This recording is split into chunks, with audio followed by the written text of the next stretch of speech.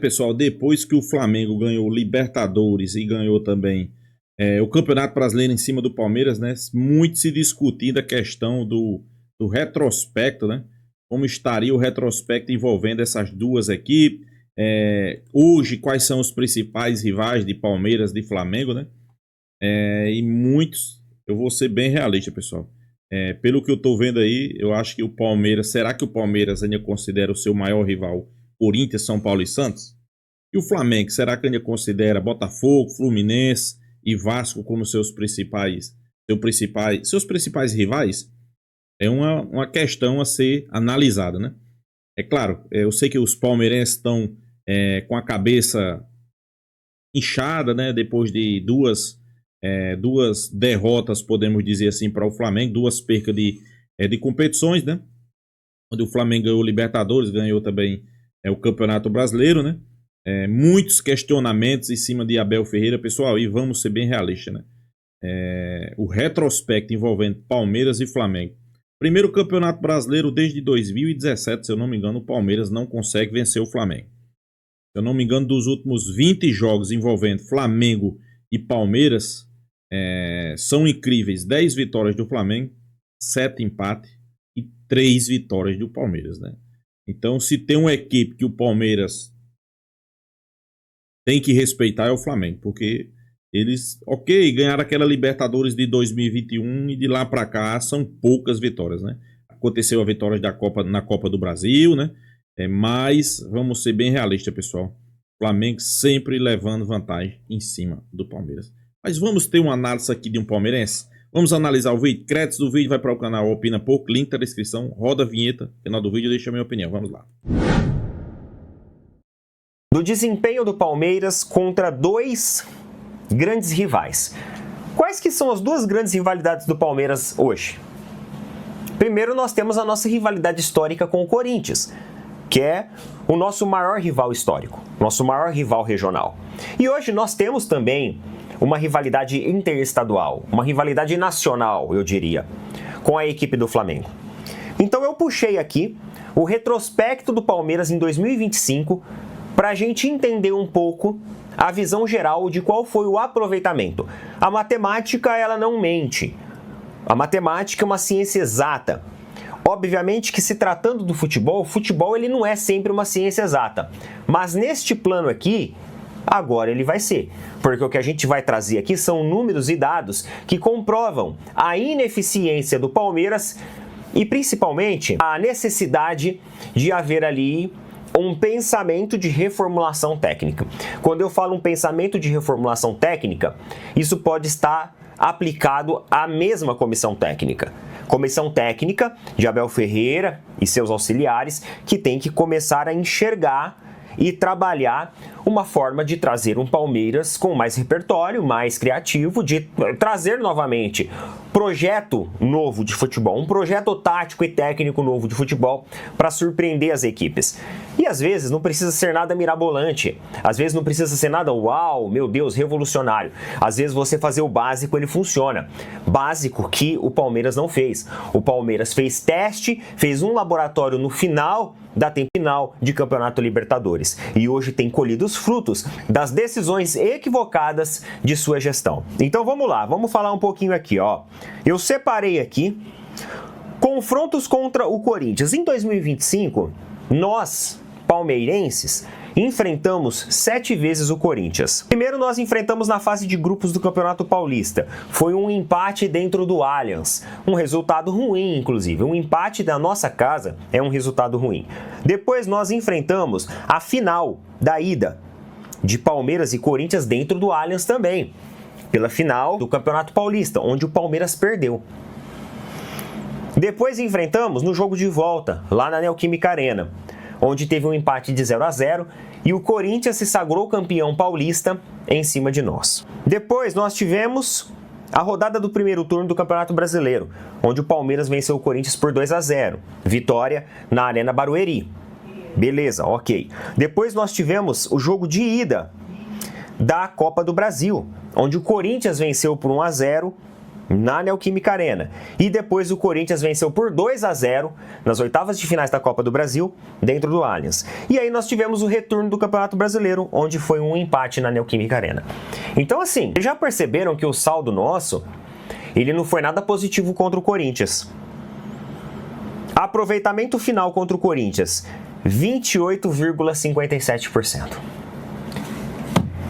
Nós estamos falando de uma equipe que tem todo o investimento que o Palmeiras tem. Nós estamos falando da equipe do Corinthians que passa por vários e vários problemas, a turbulência que o Corinthians vive há anos, a falta de consistência da equipe. E mesmo assim nós tivemos um aproveitamento de 28,57% contra o Corinthians, sendo desclassificado da Copa do Brasil pelo Corinthians e perdemos o Campeonato Paulista na final contra o Corinthians. Contra o Flamengo, como que foi? Vamos lá. Contra o Flamengo nos enfrentamos apenas 3 vezes, 3 ocasiões diferentes. Campeonato Brasileiro, o jogo dentro do Allianz, onde o Palmeiras perdeu por 2-0. Campeonato Brasileiro no retorno, onde o Palmeiras perdeu por 3-2 no Maracanã. E Copa Libertadores, onde o Palmeiras perdeu o título da Copa Libertadores por 1-0. Campeonato Brasileiro, os jogos diretos, nós perdemos para o Flamengo os 2 jogos.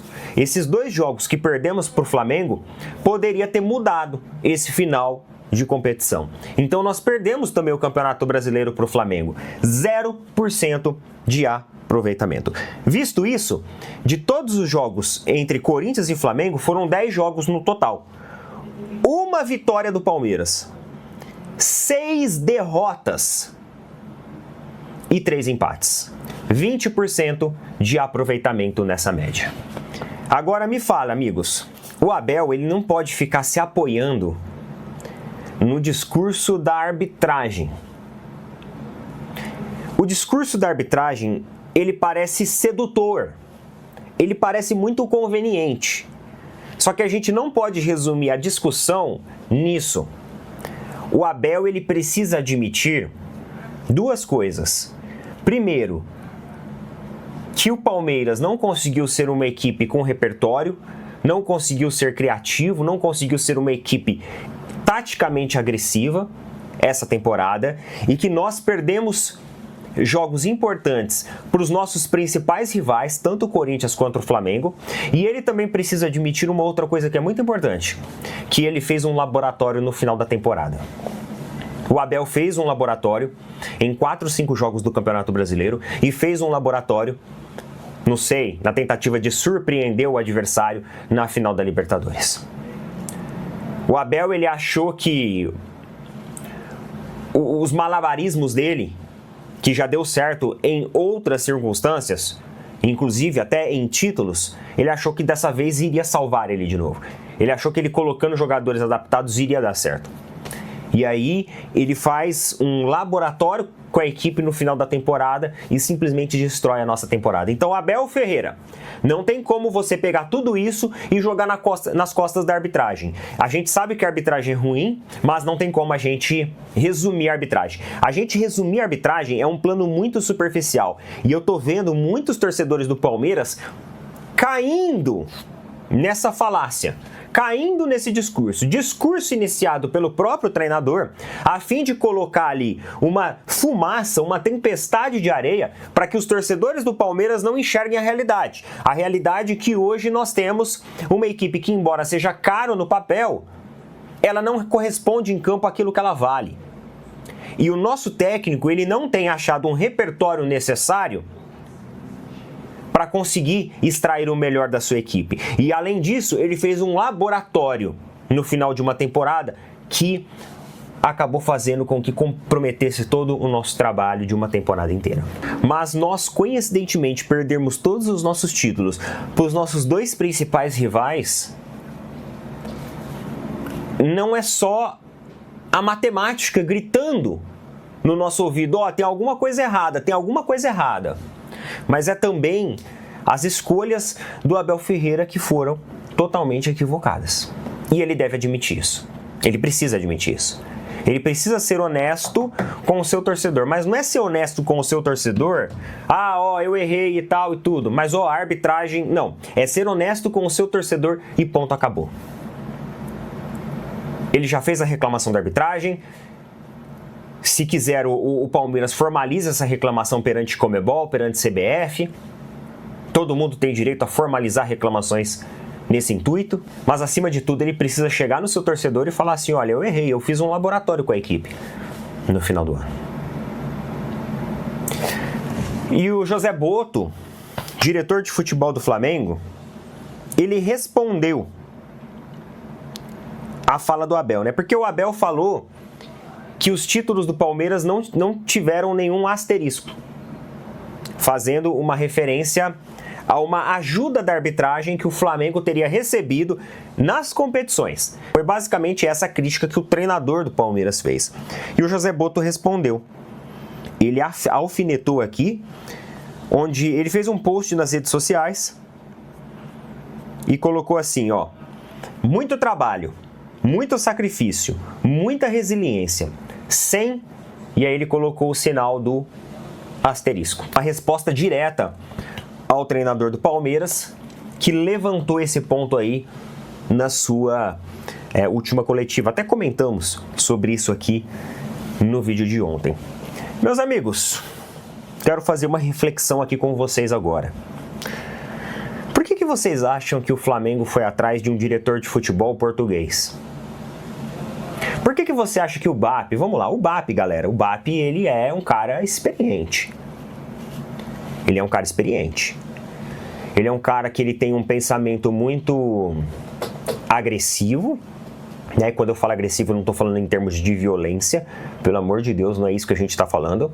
É agressivo do ponto assim, sabe? Eu quero que o... Pessoal, uma coisa é certa, né? Quando Abel Ferreira dá essas declarações, ele muda todo o sentido da derrota. Ninguém perguntou a ele por que o Palmeiras não chutou uma bola no gol. A partir daquele momento, ele mudou todo o foco. Abel Ferreira é um cara bastante experiente, né? Ele sabe que o time jogou mal no final do campeonato. Ele sabe que jogou mal contra o Flamengo, né? Mas ele procurou a artimanha de desviar toda a atenção. Todo mundo mudou o foco. Mas pouco sabe que o Palmeiras jogou péssimo futebol. Pessoal, não é hoje que o Palmeiras vem jogando mal, né? Não é hoje. Não é de hoje. É já de bastante tempo, né? E sem sombra de dúvida ele quis colocar um asterisco, né, nas vitórias do Flamengo. Interessante, né? Quando ele ganhou, que o Flamengo não ganhou, ninguém do Flamengo colocou asterisco, né? Ninguém do Flamengo criticou. Agora, eu acho que também José Botto, né, não tem sangue de barata, né? O Flamengo ganhe tudo. Eu quero que o Flamengo seja o maior. É esse pensamento que ele tem. E, acima de tudo, ele entende as prerrogativas dos bastidores do futebol brasileiro. Porque o Flamengo viu em 2021, 22, 23, o Palmeiras acelerando o bastidor. Leila Pereira sendo convidada para a comitiva da CBF, Leila Pereira apoiando as falas de Edinaldo Rodrigues, Leila Pereira apoiando o substituto de Edinaldo Rodrigues, e aí ele falou assim: opa, peraí, calma, chegou a hora da gente fazer frente a tudo isso. Chegou a hora da gente acabar com essa unanimidade de Leila Pereira. Afinal, o ponto mais fraco do Palmeiras não é o Abel, não é a equipe, não é nem a Leila. O ponto mais fraco do Palmeiras é diretor de futebol. O ponto mais fraco do Palmeiras, galera, é direção de futebol. Sabe por quê? Porque nós não temos hoje um diretor de futebol que se compromete a vir aqui, bater na mesa e fazer a coisa acontecer. Nós não temos. A nossa presidente também não faz isso. Só que se a gente tivesse um diretor que colocava a cara e fizesse a pressão e ecoasse tudo isso, já estaria de bom tamanho. Não precisava nem da presidente se envolver.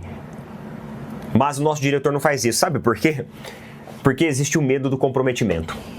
Dentro dos bastidores do futebol brasileiro existe uma política que ela é extremamente amarrada. E o BAP, ele compreendeu isso no âmbito bastidor nacional esportivo. E aí ele traz um diretor de futebol estrangeiro que não tem nada a perder aqui dentro. Vocês entenderam agora? Vocês entenderam agora o porquê que o BAP traz um diretor de futebol português, muitos de nós até reagimos aqui, achávamos que era, ele tá trazendo porque o cara tem um know-how da Europa. Não. Ele tá trazendo porque é um cara que não tem nada a perder aqui. Pra que o José Boto ele vai querer ficar fazendo afago em Confederação Brasileira de Futebol? Pra que o José Boto vai querer ficar fazendo média com outros presidentes de outros clubes? Pra que ele vai querer fazer isso? Meus amigos, se ele sair amanhã do Flamengo, ele pega as malas dele, volta lá pra Europa e vai embora. Ele sempre viveu lá, ele fez a carreira dele lá. Aqui, ele é um cara desconhecido. Agora, e o nosso diretor de futebol, Anderson Barros? Ele vai se comprometer com outra equipe? Na cabeça dele, no dia de amanhã, ele pode ser o diretor de outra equipe. Ele fala assim, mas se eu me comprometer com a CBF, eu vou ficar mal na fita com os caras. Mas se eu ficar reclamando muito disso ou daquilo com determinada equipe, no dia de amanhã, se eu não tiver mais um Palmeiras, eu posso me comprometer. Sabe por que eu falo isso? Porque nós, dentro da nossa área de trabalho, muitas vezes a gente também não se compromete. E o BAP, ele entendeu isso. E ele traz um diretor de futebol de fora que é isento a tudo isso. Ou seja, se o cara pegar e jogar a merda no ventilador, o cara não tá nem aí. O BAP, ele não tem responsabilidade do que o cara fala. É o meu diretor de futebol que falou.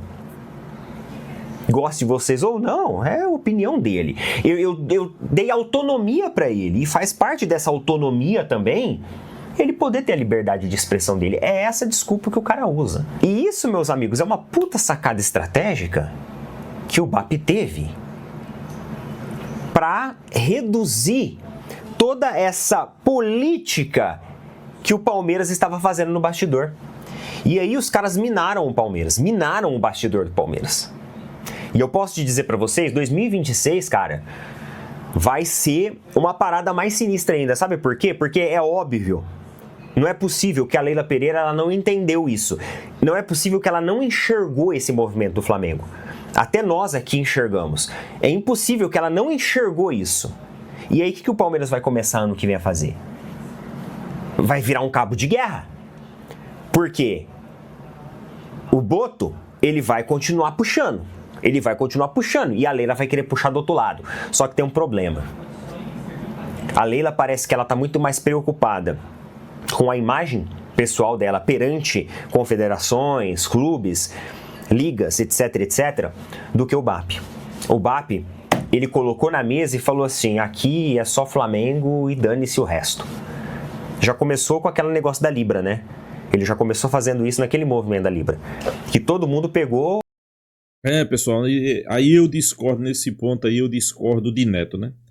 Eu acho que o Flamengo trouxe Boto para um diretor de futebol porque o Flamengo queria algo profissional, né? E vamos ser bem realistas, com Marcos Braz não tinha nada de profissional, né? Não tinha nada de profissional. Até porque, eu acho quem é que não lembra aqui, né? Marcos Braz cantando a musicazinha aí de Real Madrid, né? Real Madrid pode esperar, a sua hora vai chegar. Então, eu acho que não tem nada disso, pessoal. Nada disso. E outra coisa, sei que muitos estão dizendo, mas se é para ser... se é para ser profissional, o que é que José Boto, né, começou a cutucar, começou a fazer essas declarações, pessoal? O Palmeiras, eu acho que é de conhecimento de todos, a partir do momento que o Palmeiras e Leila Pereira, que o Flamengo entrou na justiça, né, contra a Libra, Leila Pereira começou a disparar contra o Flamengo. Ou vocês não sabem disso? A Leila Pereira começou a disparar contra o Flamengo, que o Flamengo deveria ter uma liga só para ele, que deveria sair do Campeonato Brasileiro, excluir o Flamengo, terraplanista, que o Flamengo era para jogar sozinho. Então, Leila começou a disparar. E o Flamengo calado. Depois do jogo do São Paulo, que o Palmeiras foi beneficiado, o Flamengo colocou algumas notas que se sentiu prejudicado, né? Porque naquele momento o Flamengo perdeu a liderança do Campeonato Brasileiro. Depois dali aconteceu alguns erros a favor do Flamengo, aconteceu alguns erros a favor do Palmeiras. as críticas começaram a vir para a CBF. Abel começou a disparar contra o Flamengo. E depois de tudo isso, eu acho que depois que os caras ganharam o título, os caras têm direito, né? Tem direito de falar. Quem fala o que não, às vezes não pode, escuta o que não quer, né? O que Leila e Abel falaram aí do Flamengo, José Bolt e o presidente do Flamengo respondeu. Simplesmente isso. Simplesmente isso. Eu acho que o Flamengo não contratou Boto exclusivamente, não, porque não tem o que ele a perder, não. Eu acho que isso aí não tem nada a ver. Na verdade, pelo menos na minha opinião, cada cara tem a sua opinião, né? Pessoal, uma coisa que eu concordo com o Neto aí, e Neto puxou o retrospecto aí do Palmeiras contra Flamengo, contra Corinthians, só essa temporada, viu? Se ele puxar os últimos 20 jogos envolvendo Flamengo e Palmeiras, ele vai se assustar. Os últimos 20 jogos, o Flamengo ganhou 10, empatou 7 e o Palmeiras ganhou 3. Então é pra assustar. É pra assustar, viu, pessoal? É pra assustar. Claro, a gente sempre diz aqui que hoje a maior rivalidade do futebol brasileiro é Flamengo e Palmeiras. E eu acho que todo mundo concorda, né? A maior rivalidade do futebol brasileiro, pra mim também, é Flamengo e Palmeiras. Não tem mais Flamengo e Vasco, Flamengo e Fluminense. Não, pessoal, pra mim é Flamengo e Palmeiras. Pra mim é a maior rivalidade que tem hoje, né? Claro, a gente sempre diz que que o Flamengo é o clube onde todo time brasileiro quer tirar uma casquinha, né? Todo time brasileiro quer tirar uma casquinha, todo time brasileiro acha que vai bater o Flamengo, né? Chegou a um certo momento aí do Campeonato Brasileiro que os palmeirenses achavam que ia ganhar o Campeonato Brasileiro. Os palmeirenses achavam que ia ser um jogo fácil. Contra o Flamengo, né? Eles achavam que ia ser um jogo fácil contra o Flamengo. Como foi em 2021, que Andréas Pereira deu o gol, né? O Flamengo foi vice-colocado. Mas esse ano a gente sabia que era totalmente diferente, né, pessoal? Esse ano a gente sabia que, sem sombra de dúvida, era outra situação, outra ocasião. O Flamengo jogando agora com Felipe Luiz. Felipe Luiz um treinador totalmente diferente. Então, sem sombra de dúvida, a gente sabia que era diferente. Era uma situação diferente. A gente sabia que, queira ou não queira, o Flamengo era outra equipe. E no final, o Flamengo vencendo o Palmeiras, né? Claro, asterisco de Abel. Leila, pelo que eu vi e percebi, não transferiu responsabilidade. Parece que ela jogou toda a responsabilidade realmente para cima de Abel Ferreira, né? E infelizmente eu acho que Abel Ferreira tem que botar na cabeça, tem que aceitar, tem que saber perder. Não é só ganhar, pessoal. A gente sabe que aqui no futebol brasileiro só um vai ganhar o Campeonato Brasileiro, só um vai ganhar a Libertadores. Então por que não aceitar a derrota? Por que não saber perder, né? É isso que eu não entendo em Abel, né? Ele não, além de não saber perder, é arrogante. Mas fazer o quê, né? Cada um com suas coisas, né? Então é isso, pessoal. Deixa sua opinião, se inscreva no canal Fla News e até a próxima, pessoal.